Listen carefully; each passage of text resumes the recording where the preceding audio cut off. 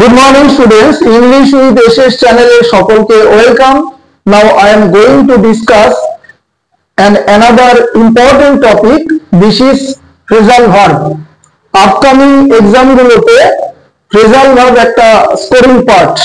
এর আগে বলেছিলাম appropriate preposition এবং phrasal verb প্রতিদিনই প্র্যাকটিস করে যাবে, আর সাথে সাথে না বললেই নয় vocab part বা vocabulary part, synonym, antonym, idioms, one word, এই চারটে প্রতিদিনই তোমাদের সুবিধা মতো 5টা 7টা করে কিন্তু পড়বে।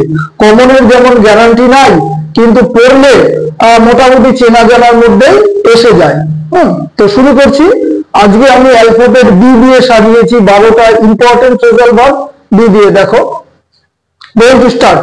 Number 1, bear away oblique off, দুটোরই বাংলা মানে হয় জয় লাভ করা। তুমি কোনো প্রতিযোগিতায় কোনো পুরস্কার পেলে সেটাকে বহন করে নিয়ে বাড়ি যাচ্ছ, দিস ইজ কল্ড উইন বা জয়লাভ করা।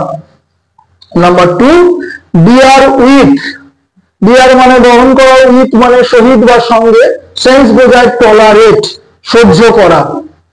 নাম্বার 3, ব্লো অফ, ব্লো মানে আঘাত করা আর অফ মানে বিচ্ছিন্ন, তো যাই হোক সেন্স যেটা বোঝাতে সেটা এমিট মানে নির্গত হওয়া। এটা কিন্তু দেখো গিভ অফ এটাও দিতে পারে, তাহলে গিভ অফ আর ব্লো অফ দুটোই সেম মিনিং আসবে, এমিট নির্গত করা বা নির্গত হওয়া, সাধারণত কোনো ধোয়া ইত্যাদি এরকম। নাম্বার 4, ব্লো আউট, যেটাকে তোমরা পুট আউটও বলতে পারো। তো ব্লো আউট আর পুট আউট দুটোরই মিনিং বোঝায় এক্সটিংগুইশ নিভিয়ে ফেলা।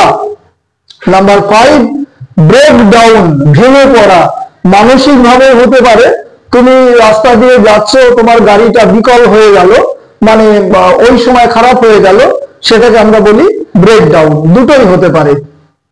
Number 6, break into, very very important, enter by force, বলপূর্বক কোথাও প্রবেশ করা, যেটাকে বলে এন্টার বাই ফোর্স।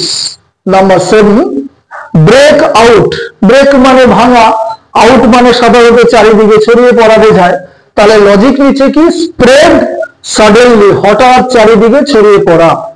খেয়াল রাখবে স্প্রেডের 3টে ফর্ম, অর্থাৎ V1, V2, V3 সেম হয়, spread, spread, spread. Number 8, break up, দুটো ক্ষেত্রে হয় মিনিং, সেন্স বুঝবে, সম্পর্ক বিচ্ছিন্ন হওয়া এটাও হতে পারে, আবার কোনো কিছু ছুটি হওয়া বা শেষ হওয়া, যেটাকে আমরা ক্লোজ বা এন্ড বলি, স্কুল ছুটি হওয়া, এই সেন্সেও কিন্তু ব্রেক আপ হতে পারে। ঠিক আছে, তো নাম্বার 9 দেখো, ব্রিং অ্যাবাউট, ব্রিং মানে আনা, অ্যাবাউট মানে সম্বন্ধে, তো যাই হোক এটার ভেতরের অর্থ যেটা আমরা বলি, যেটা আরেকটা মিনিং কি হয়, কজ টু হ্যাপেন মানে ঘটানো বা ঘটা। ব্রিং ডাউন, ডাউন মানে সবসময় নিম্নগামী হয়, তাহলে এখানে মিনিং বোঝাবে রিডিউস মানে কমানো, রিডিউস, যেটাকে তুমি কাট ডাউনও বলতে পারো। নাম্বার 11, ব্রিং ফোর্থ, সেন্স বোঝাচ্ছে কোনো কিছু জন্ম দেওয়া, উৎপাদন করা, প্রডিউস, যেটা তোমরা প্রোডাকশন বলো, ভার্ব ফর্মে produce. Number 12, bring out, very very important, bring out হচ্ছে কোনো কিছু বই, ম্যাগাজিন বা পত্রিকা যাই বলো প্রকাশ করা, সেটা হচ্ছে পাবলিশ আমরা বলি, পাবলিশ। তো এখানে আমরা দেখো দুটো এক্সাম্পল দিয়েছি, একটা দেখো দুটো দুরকম ভাবে এসেছে, cholera has broken dash in the locality. তো আমরা এখানে ব্রোকেনটা কেন, হ্যাভ হ্যাজ এর জন্য ওটা ভিতরি ব্রোকেন। এবার দেখো ফ্রেজাল ভার্ব যেটা আমরা বলি, মূল ভার্বের সাথে এক বা একাধিক প্রিপোজিশন যুক্ত হয়ে যে নতুন মিনিং যুক্ত ভার্ব হয় সেটাকে বলা হয় ফ্রেজাল ভার্ব। তো আমি এখানে দেখো ভার্বটাকে রেখেছি ব্রেক, ব্রোক, ব্রোকেন, প্রিপোজিশনটা উড়িয়ে দিয়ে সেটা অপশন আকারে করে দিয়েছি। তাহলে এখানে যদি কলেরা এলাকায় ছড়িয়ে পড়েছে, তাহলে এখানে ব্রেক, ব্রোক, ব্রোকেন এর সাথে আনসার আসবে আউট, হঠাৎ ছড়িয়ে পড়া। আর নাম্বার 2 এটা তোমাদের জন্য রেখেছি, our school dash at 4:30 PM, brings out, breaks up, brings down, breaks into।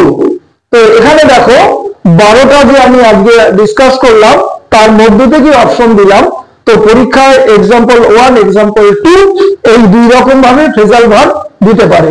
তো বাংলায় আমি 12টা ফ্রেজাল ভার্ব ডিসকাস করলাম। পরবর্তী কোনো ক্লাসে আবার আমরা ফ্রেজাল ভার্বের উপর অ্যালফাবেট সি দিয়ে আলোচনা করব। তো যাই হোক, ক্লাস শেষ করলাম। Thank you, have a good day.